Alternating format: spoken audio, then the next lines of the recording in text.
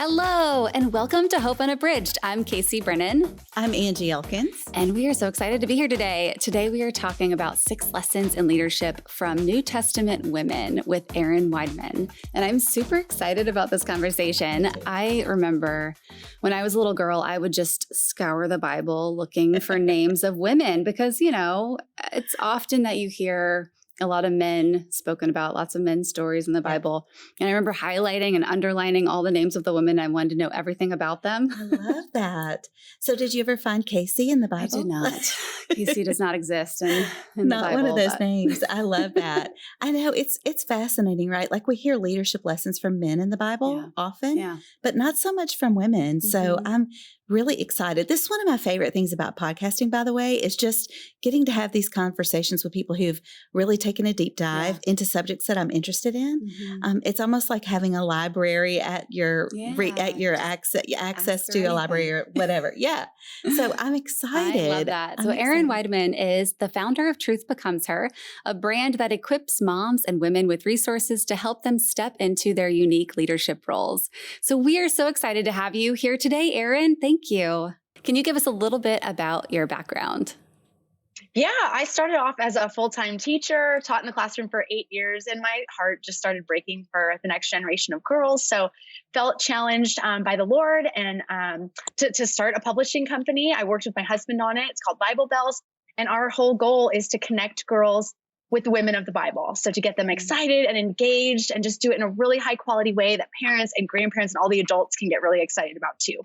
I love that. I was just sharing with Angie that when I was a little girl, I remember going through my Bible and trying to highlight all the women's names because, you hear so much of the men in the Bible and you don't hear a lot about the women in the Bible. And I just remember highlighting all those names, trying to find myself in them. I grew up in church and I didn't learn about Esther until I was 30 in an adult women's Bible study. And I was like, who is this woman? This would have been a really cool story to know. I was a young girl and just impressionable and needing to learn more about my God-given identity and how God, invites women into his story too. So that's where this came from. I love that. And it's so helpful. My daughter is 7 and she's already asking really big questions. I mean, she's giving me sermons the other night on sin and she's got such gumption in her. And so I love that you do this and that you equip moms and that's helpful for me. So can you talk a little bit about, I know you've done a lot of work on women in the New Testament. What led you to do that work and surrounding the New Testament women? Yeah, we started with the Old Testament women just to give girls a foundation of, who is God? What is this character? And that he's equipped you in the same way as these Old Testament women. And then moving through to the New Testament women really felt called and challenged to identify for girls, what does it look like to be a leader for God's kingdom? Not just to be a girl that has great character or who's really confident in who God made her to be, but ultimately, what we're all called to do is go out and share the gospel, to invite people into a deep and meaningful relationship with Jesus. How can we live in a way that does that? How can we love people in a way that does that? And then how can we ultimately lead and influence as females for these next generations who are coming up behind us who need to know who Jesus is? So that's really where it came from, just being excited about sharing the stories of these New Testament women, Jesus' birth, his ministry, death, and resurrection, giving girls a way to move through that story in a way that was going to engage them, excite them, and say, look at these women who are powerfully used inside God's story. I can be that too. Oh, wow. That's so cool. So I'm wondering already, do you have a favorite?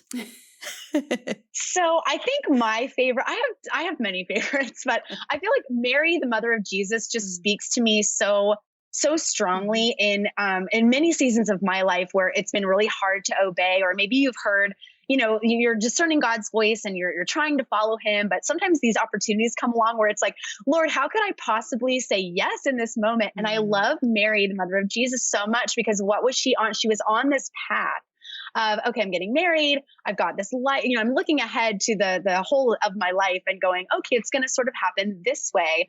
The angel comes in and is like, just kidding, Mary, all of this other stuff is going to happen. And she didn't really obsess the way we women do over any of the details. She didn't overanalyze what the angel was telling her. She just simply said, I'm going to be faithful to what you're laying out for me right now. It is going to look very different. And I don't have to know every single detail of my life story. I can place my trust in the Lord and know that his big plan, his ultimate purpose is going to be exactly where I'm supposed to be. So I love Mary for many reasons, if not just her obedience, like her willingness to just say yes and not know about all of the details. Yeah. And then I think I just love Mary Magdalene as well. You know, here she is. She's a devoted and faithful disciple of Jesus. And not often do we hear about women at all being close enough to be Jesus' disciples. But he was, you know, he was joined in support, you know, through financial backing and by these other women of the Bible who are just these lesser known characters. You know, we've heard Mary Magdalene, that name, over and over, but he did have many people inside his ministry that were funding his ministry, supporting him, traveling with him to all these different places, who were women. And I think for girls who are, you know, if you're a young, impressionable girl growing up in today's culture and, you know, hit by the barrage of media that talks to girls constantly all day long, I think there's a lot of value in helping them understand the role of women throughout Jesus' life, his death, his resurrection, the early church, and how everything grew and multiplied, so they can see themselves as modern day characters who are going to shine the light of the gospel, who are going to take it into the dark and broken places in the world. Yeah. I love that. Speaking of Marys, I think my favorite character is Mary of Bethany. I love the story where she anoints Jesus' feet with oil and then wipes them with her hair. Tell me a little more about that story, or do you have some insight there that you'd love to share? Yeah, I think, you know, I love these stories of women in the Bible. I think just for the connection that you can make, no matter what age or stage you're in as women, like we look at somebody like Mary, and even Mary and Martha, you've got all these Marys. I love that there's so many different examples of the same person.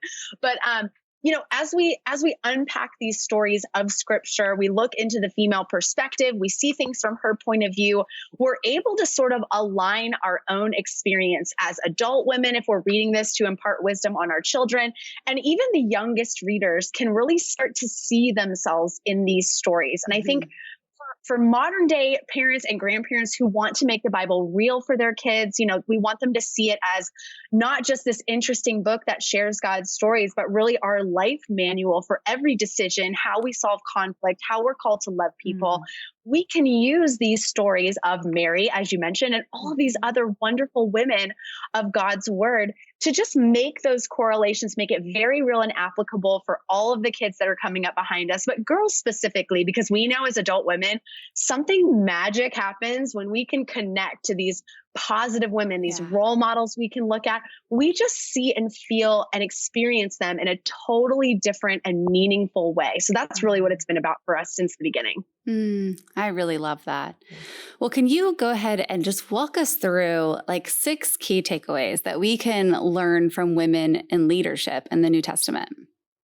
Yeah, absolutely. And there are 6 women that we've highlighted inside this new book, which I'm really excited about. So all the way, I mean, we start with Elizabeth and really unpack for girls this idea of before you're even called into leadership, you need to spend time in preparation, being prepared and ready and filled up in the way that God needs you to be filled up so that you can go and enact the purposes he has for you is such an important lesson. Even before we shove girls into that exciting place of leadership and we want to lead and influence, and that sounds very attractive, we've got to spend some time just the way God used Elizabeth inside his story, right? Before Jesus was to come onto the scene, she was introduced as the mother of John the Baptist. Here's this, you know, the prophet of all prophets. He's got a special mission to fulfill. And Elizabeth gets the responsibility, the opportunity to be his mother and to bring him up and show him the way he would go to be faithful to serve the Lord. So preparation is such an important takeaway at the beginning of the book. And then moving into Mary, we just talked about her, you know, once Jesus is born, or even before he's born, you know, she's visited by the angel. She thinks things are going to go exactly like the way she has it planned. It's not even close. And what does she do? She doesn't obsess. She doesn't overanalyze. She doesn't work this over and get this swirling pattern of negativity the way women do sometimes when God's plans don't align with our plans. And she just says yes. She doesn't hesitate. She just says, Lord, I'm here to be obedient to you. I'm excited for what you have for me, and let's do this together. So obedience to what God is calling you to is that next takeaway. moving into the story of the woman at the well. And while we don't get her name, I've always felt so impacted by this story, because here's a woman. She comes to the well in the middle of the day. She doesn't belong. She feels outcasted. And things have happened in her life that don't help her feel the closeness, the intimacy, like the way that we would feel to be comforted, to be part of a team or a family. And what does Jesus do? He meets her at that well. He has this beautiful conversation with her. He speaks directly to her. He teaches her. He identifies himself as the Messiah. I mean, during that time, no one would even speak to a woman, let alone engage her in something educational or valuable. And her immediate response is not to just sit in the washing of that. She takes that conversation she had with Jesus and runs straight back to all the people she knows, because she's so impacted by what he said, how he interacted with her, that I think the takeaway there is just that we can, once Jesus comes into our lives and transforms us, that next step is to share him with people. We're not meant to just sit in the peace and the joy and everything that comes from interacting with him. We're meant, out of the overflow, to take that out into our homes, our communities, and beyond, in whatever way God is calling us to do that. So I love that story so much. And then moving through to the amazing sister powerhouse duo of Mary and Martha, and just the total, like, at odds they are at the beginning of the story. But we move through, the raising of Lazarus and how God really ministers to both women's hearts. Like, I love Jesus' posture in teaching and gently, correcting Martha while Mary's doing what is best. And then you've got, you see them so distraught, so worried, so filled with pain and suffering at the death of their brother. And Jesus meets these two women exactly in the way they both individually needed to be met. And you can see just their devotion. And I love that story, because no matter, we've all got different personalities, right? We've got different experiences, the things that make us tick and go. And Jesus meets individuals exactly the way they need to be met. So I think I love that story. And the takeaway there is just to invite the Lord into your space. He's so faithful. He's so caring to just meet and minister to us in exactly the way we need that. And then again, the transformation of that, right, is to invite people into a deeper relationship with him, which brings us to Mary Magdalene. We talked about her a second ago. I mean, I love this part of the story, because what was she doing? She was sitting and waiting. She knew what the Lord had taught her. And while all the disciples are fearful and scared and anxious about the next season, I mean, she goes straight back to the tomb and has this encounter with the risen Christ. And her reaction to that is to run back. She follows his direction. She says, "Go tell my brethren what is going on, and that I'll meet up with you guys later." And he's got this whole plan for how the early church is going to start. And she was a pivotal, important, completely significant person inside that story, to take what he told her, to go and share it, and to be the first, the first relayer of that gospel message is something that I think can embolden women everywhere. And as we seek to impart this wisdom on the young people coming up behind us, it just excites me so much as a mom, as a mentor, as someone who champions girls, the adult women. We can really absorb these stories and then relay them in a way that is going to be meaningful and deep and resonant to the girls that we lead and that we mentor. I especially love that particular detail in that story, that Mary was the one that Jesus chose to say, "I'm alive," to go and tell, and because of the culture that day, why don't you give us a little background on the culture of women and why that was so significant that he chose a woman to relay that message to? And I love that question, because I don't think we think about this. We live in modern day, like it's 2020. And even though we've still got a lot of work to do equality wise and inviting women to feel represented and to feel valued, that from a cultural standpoint, you've got to think back thousands of years ago. I mean, this was not the experience of your average everyday woman, even someone who like Mary, who, had chosen to follow Jesus. She was financially secure enough in her own situation that she could finance and fund some of his ministry, which I think is a really powerful statement for girls today looking to say, okay, God, how do you want to use me? Like, what are the practical ways? And I think we always think about, God, you want to use my character, or you want to use, my willingness to say yes in certain things. And then here's like a very practical way that Mary was able to use the wealth that she had accumulated, the life choices that she had, and opportunities that came her way. She was really able to leverage those to further Jesus' mission. She leveraged her gifts, her resources, her time, all of the ways that, as I think about the young people that are coming up behind us, we want to embolden them that it's not just about, it is about saying, yes, Jesus, whatever opportunity, but really getting strategic about all of the ways that God has blessed us, right down to the gifts we have internally and then externally. Things that we can gather up and leverage for his kingdom and to be able to share the gospel with even more people. These are all the things that get me excited about girls reading these stories for the first time. Again, just a way that's going to help it resonate, help them internalize the message of the gospel, not just sit in their salvation like it's a bubble bath, and just kick their feet up and be excited to go to heaven, but actually really work and be excited to partner with the Lord to invite people into his kingdom, to tell people about him who have never even heard his name. It's so exciting to think about. Yeah. I love that. Awesome. I think I interrupted you. I think we were at number 5. Did we get to number 6? Oh, yeah. No, well, if you count them, right? So we've got Elizabeth, Mary, the Samaritan woman at the well, Mary and Martha, sister duo, and Mary Magdalene. So it's kind of the Mary show in there. Yeah. Okay. I love being able to take readers through pre-Jesus birth and then all the way through his young life, his ministry, and really hone in on those stories and the women that were there inside his ministry to teach us these lessons we can apply to today. And then moving past the death and resurrection and what that means moving forward for today's modern Christian woman, young woman, girl coming up through understanding what the gospel means for her, again, being able to internalize it. And then out of the overflow, that transformation that he's creating in our own lives, what might we do to champion the gospel moving forward with the time and resources and all the things that we've been given by him? Yeah. I love that. And like today, there's so many mixed messages, right? For our children, our young daughters, it's all placed on their value. And I'm just curious, can you tell us, how can we empower and equip the young women to know their worth? I think, and when we think about knowing your worth and really walking in your God-given identity, these are very abstract concepts for young developing minds, right? So as parents, we really want to impart wisdom. We want to have these tough conversations to be able to introduce, what does it mean to walk in that? But I think an easy place to start is to just identify that culture and society and the way the world's constructs are set up, it's really about achieving success, right? Get good grades, make money, establish get the right job, do all of the things in a worldly sense to be successful. And I think what we can do as Bible believing, Christ following parents is to just help our kids shift that perspective from pursuing success to pursuing significance. What does it mean to pursue success the way the world says to do it, to accumulate and consume and do all of the things that the world says you need to do to be successful?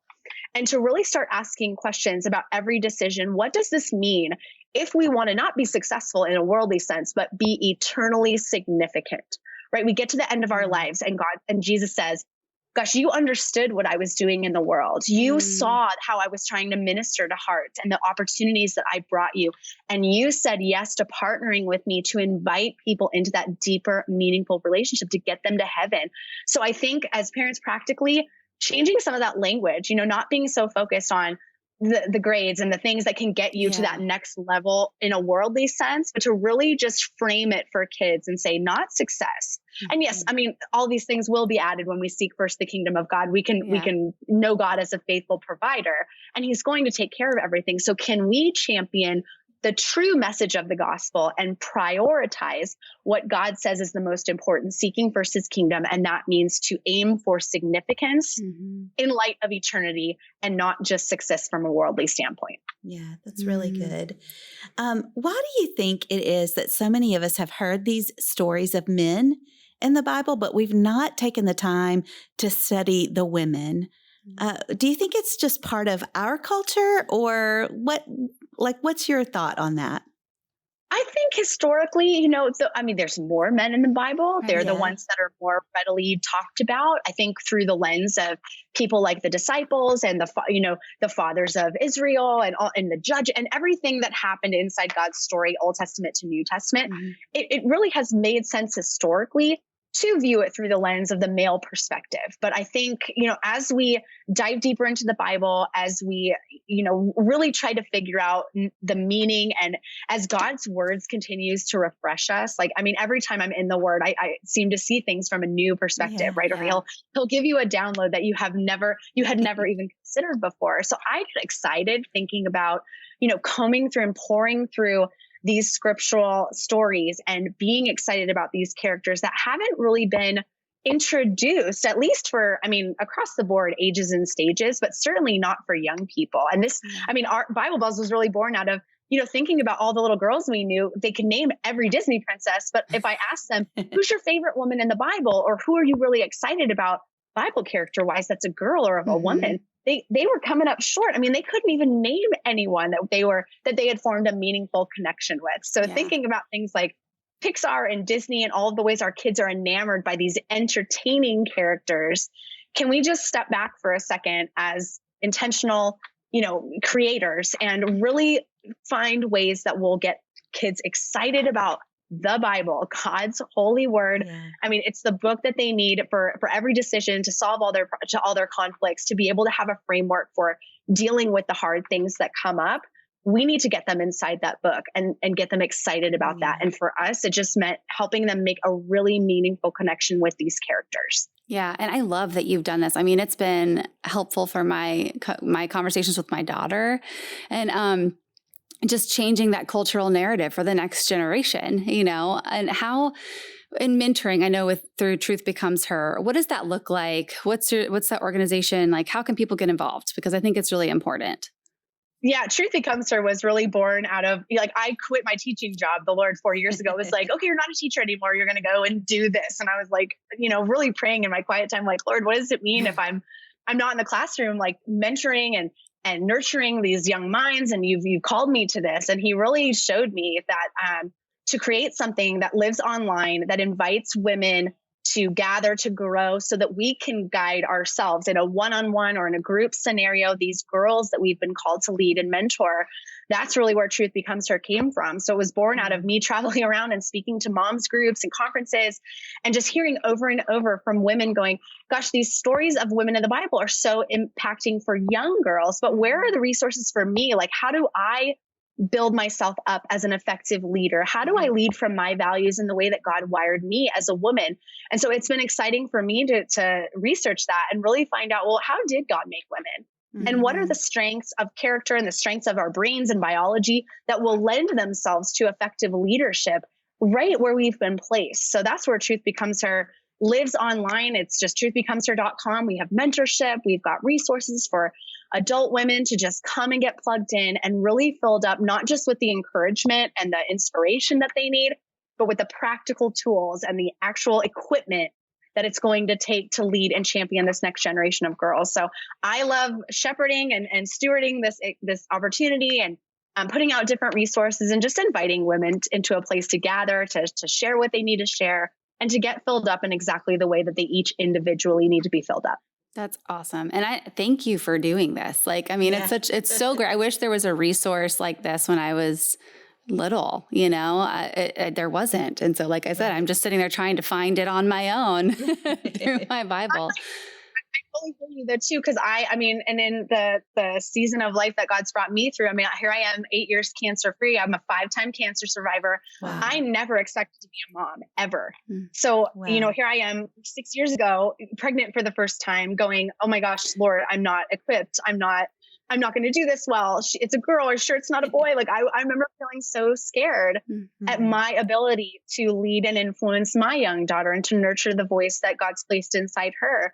And I have to, I think that's what we need as women. We need a place to gather and talk through some of these things and get the tools and the strategies we need to be successful. And when we partner with God, we can do it. Like he made us their moms on purpose. And I think I have to wash myself in that knowledge and in that truth constantly when I might have this negative pattern swirling myself. It's been beautiful to watch what God's done inside the mentorship group with all of these different women. And then what God's just done in my heart too, as someone who was like, I don't think I can do this well. He's really brought me to a place of total confidence. And really it's about trusting in him and not in your own abilities. Right. So where can people find you online or get your books and all of that? Yeah.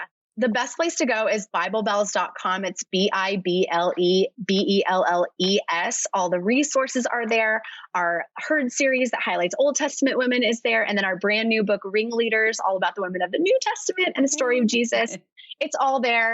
We're so excited for this next season and what God's going to do in the hearts and the minds and the souls of girls who internalize that gospel message and who will go out and be champions for Jesus. So it's so cool. I'm excited to just invite everybody to check it out at BibleBells.com. Yeah. Thank you. Before we wrap up, I have to tell you that right before we started recording, I asked Casey who her favorite woman in the Bible was. Tell her what your answer is. I said Rizpah. So I love. Do you know who Rizpah is? I had no idea.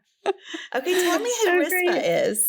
Well, I just love like those small stories in the Bible, and I'm gonna totally botch. Where is it? It's in Samuel. I just have this vision of her, like her sons were killed and executed, and she stands out there for months, and it doesn't give you an exact like time frame. I don't think in the Bible like 2 days or whatever, but I mean it said. I don't remember exactly because I don't have in front of me how many, but it was months.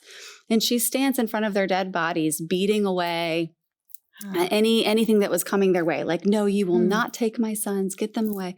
Until the king got word of it and then ended up burying the sons with their father. And then that's the thing that ended the famine.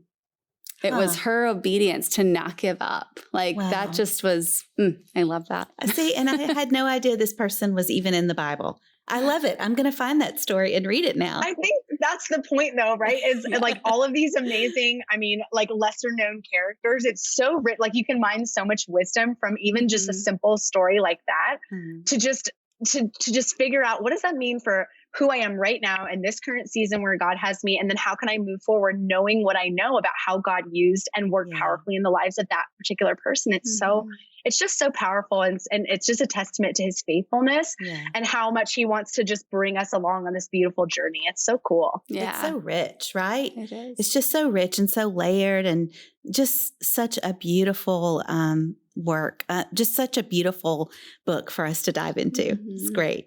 Okay, so we always ask a question of our guests at the end of every show. Where, Erin, are you finding hope these days? Ooh, I am finding hope at my kitchen island early in the morning. After I finish feeding my sweet little 9-week-old baby. We were just blessed with a baby just a few months ago. That's awesome. When it's I've put her back down. She's swaddled. She's not making noises anymore. And I can sit at my kitchen island with tea or coffee in total silence and just hear from the Lord, talk to him. I love those sweet times in the morning when your house is completely at rest, everything is still and peaceful. Those are really sweet moments for me. So that's what's lighting me up right now. I have to say, you look pretty great for being 9 weeks postpartum. Makeup, hair, everything. You go, girl. Thank you. And my sweet husband is downstairs watching the girls right now where I was, we're getting used to being a family of four. It's been just us and our 6-year-old for, the last, it's been quite a transition, even though we have a very nice, easy, calm baby. Yeah. That's great. Oh, that is awesome. Well, thank you so much for being here today. Thank you both. It's been so beautiful and talking to you. And I love what you're doing. And I'm really excited. And thank you so much. It's so honoring. Thanks for joining us today on Hope Unabridged. We'd like to remind you that if you're watching us on Good Life 45, you can also listen to these episodes everywhere you listen to podcasts. If you're listening and you would like to see the filmed version of this show or any of our other shows, check us out on Good Life 45 or on our YouTube channel or our app. We hope that something you've heard today really blessed you, and we would love for you to share this show with those that you love. Just hit that share button on your podcast app or on YouTube and send it to a friend. With this program, we are finding hope in the unedited stories of our lives, and we want you to do the same.